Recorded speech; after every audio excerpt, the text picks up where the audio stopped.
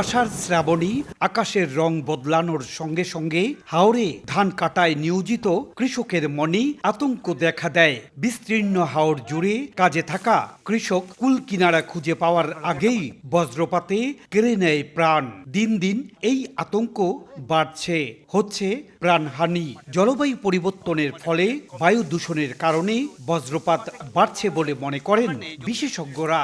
বজ্রপাত যখন হয় তখন আসলে বাতাসটা আয়োনাইজড হয়। জলবায়ুর পরিবর্তনের কারণে আয়োনাইজড পার্টিকেলের পরিমাণ এইটা বর্তমানে এরিয়াগুলোতে দেখা যাচ্ছে অনেক বেড়ে গেছে।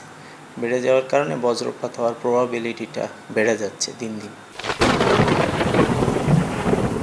2015 সালে বজ্রপাতকে দুর্যোগ ঘোষণা করা হলেও প্রচারণায় তেমন কোনো অগ্রগতি নেই বলে জানান হাওরবাসী। কৃষি বিভাগ বলছে, কৃষকদের আবহাওয়ার পূর্বাভাস জানানো হয়। ধান কাটার শ্রমিকদের জন্য হাওরে আশ্রয় কেন্দ্র স্থাপন করা জরুরি বলে মনে করছেন সংশ্লিষ্টরা। আবহাওয়া প্রকল্পের একটা গ্রুপ তৈরি করেছে কৃষকের, ওই কৃষকের গ্রুপে মেসেজ চলে যায় আর বাবিস পোর্টাল আছে, একটা পোর্টালে নিয়মিত বুলেটিন দেওয়া হয় এবং ইমার্জেন্সির ক্ষেত্রে ইমার্জেন্সি ফোরকাস্টিং দেওয়া হয়। এপ্রিল আর মে মাসে কালবৈশাখী মেঘটা বেশি আসে, ওই সময় তারা ধান কাটতে মাঠে থাকে। তাহলে তাকে ওই সময়ে অস্থায়ী একটা ছাউনি হলে গড়ে তুলতে হবে, ওখানে গিয়ে আশ্রয় নিতে হবে। ঝড় বৃষ্টির রোদ উপেক্ষা করে সুনামগঞ্জের হাওরবাসী এই সময় ঘরে ধান তোলার জন্য ব্যস্ত থাকেন মাঠে। এই অবস্থায় কখন বজ্রপাত হবে কিংবা কখন ঝড় বৃষ্টি আসবে তা তারা জানে না। এতে করে ঘটে যায় অনেক সময় বড় ধরনের দুর্ঘটনা।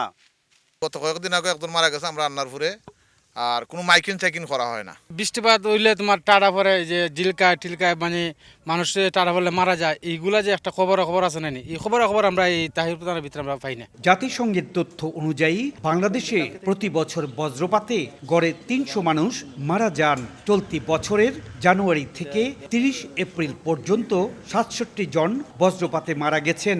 এই দুর্যোগ থেকে রক্ষা পেতে প্রযুক্তি নির্ভরতার কথা জানালেন এই বিশেষজ্ঞ।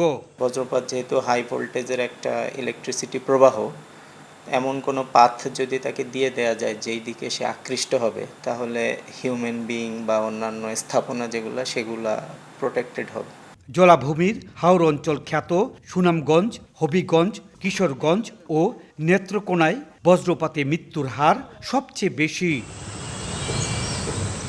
ইকরামুল কবির, সময় সংবাদ, সিলেট।